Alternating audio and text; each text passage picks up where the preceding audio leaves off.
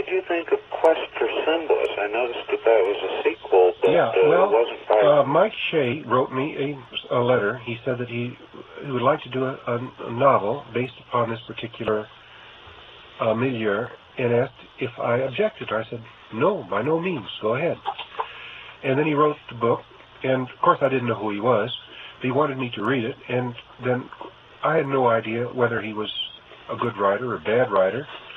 But I told him I didn't want to read it. I didn't want, for various reasons. But I said, if you can get it published, by all means, go ahead and have it published. And evidently the book was publishable, and he had it published. I haven't read it. I've glanced at it, and more power to him. Mm-hmm. Well, I think he did pretty nicely. Yeah, well, I hope so. I told him do anything except kill off Kugel. Uh-huh. Do you plan on doing any more... Yeah, I do. In fact, I've got 2 stories already written in the second book, and I plan to do... In other words, I plan to make another book of adventures of Kugel. Uh-huh. I guess since you don't seem to be interested in reading Quest for Symbolis, that your later Kugel stories won't necessarily have any continuity with it. Well, as I think, in my opinion, well, not in my opinion, but as I understand it, Shea took up Kugel where he was thrown on the beach, and he did something to him. I don't know what. Well, as it happens, my next book will go along with the same thing. I pick him up on the beach and take him somewhere else. So essentially, we're writing. That's never heard anything. Oh boy, I can't wait to. No, essentially, what we're doing is just writing parallel stories there. Hey, that's a great idea. Well, it's not an idea. It's just the way things. In other words, it wasn't by any scheme, or it was just the obvious thing, which was obvious, from where the last story left off. So, but that's it doesn't make any difference one way or the other. Maybe somebody will come up and do a third one. Why don't you try?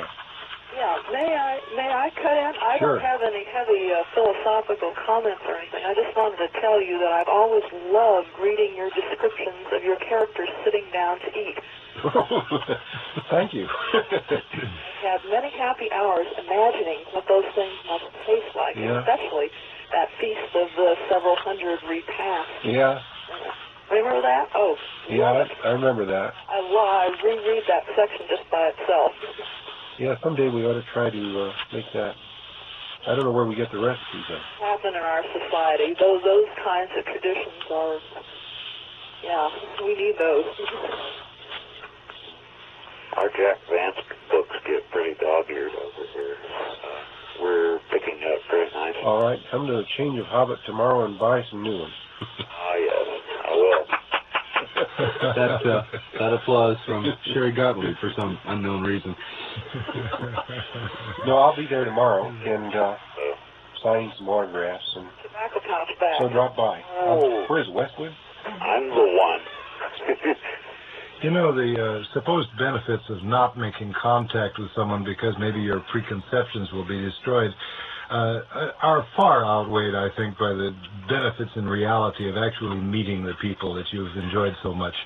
And while you might discover that Mr. Vance does not have a 3-foot black mustache, you will be probably entranced by discovering that he exists in the real world. So come on down tomorrow. Yeah, we'll do. We will. Okay, anything else? We have. So, goodbye. Goodbye. Thank you for calling.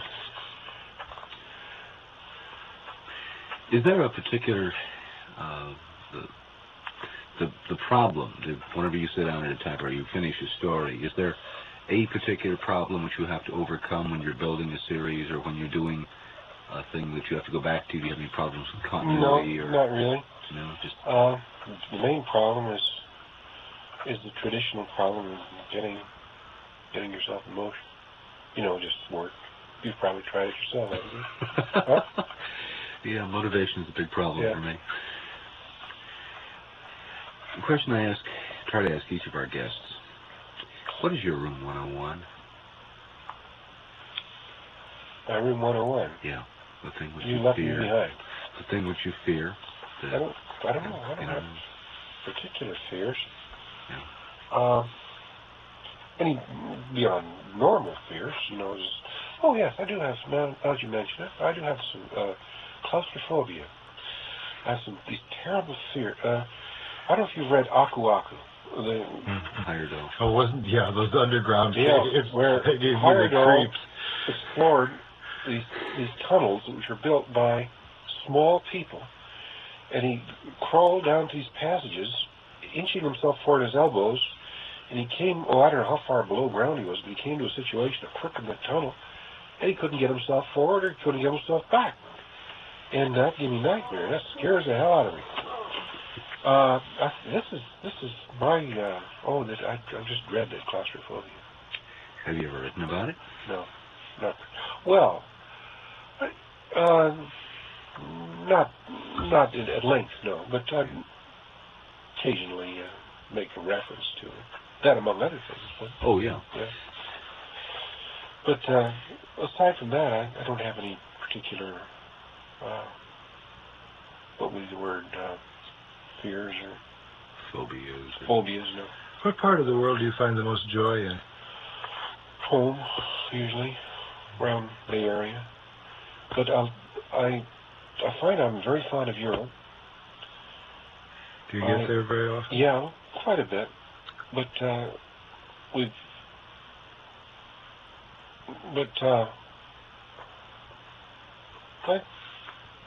I'm tormented by wanderlust when I'm home, and I'm homesick when I'm away, so I can't win. Read someplace you were a merchant seaman. Yeah, that's right. In fact, Dying Earth was written aboard ship and put into the present form when I got ashore. Just right off the top, Sturgeon was a seaman. Heinlein, of course, a naval officer. Yourself. Don't forget H. Bertrand Chandler. Oh, A. Bertrand Chandler, of course. Of course, A. Bertrand, let's say. Ship captain. Yeah. Nothing like the sea to bring you. Give you a sense of your own. Well, one thing is that you have such beautiful stretches of time where there's nothing else to do. That would apply to people who spend some time in prison too. Wonder why they don't write. Right, I wonder. You've never heard of any, or at least non-prison books, fiction type writers in jail, have you? No. I think maybe it's just because they're a nobler breed. That's got to be it. Either that or they just haven't gotten They're too crafty to get caught. Because I'm sure you could think of a couple who might belong in Slam. I can think of one exception. Who? Harlan Ellison even wrote several books about it. In jail? That's right. That's correct. He has been. Purgatory. Yes. That's right. And no less than the Tombs. In New York. You don't read in the field, so this is a fair question to ask. Where do you think the field is going, or do you know, or do you care? No, I don't know, and I don't care because,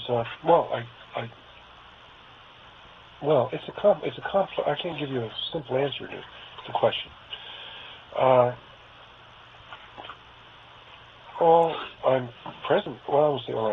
interested in, but essentially what I find enough in trying to produce my own stuff that keeps me out of putting my nose in other people's business, so to speak. In other words, making my own living keeps me occupied. I'm not worried about what's happening elsewhere. Now, if I were to stop selling, then I think I was doing something wrong, and I might start reading and see what in the world am I doing wrong. But evidently, since I'm selling, and since I must be doing something right, so why bother? I do feel that, I won't even develop that idea, what I was going to say. It's not an important idea.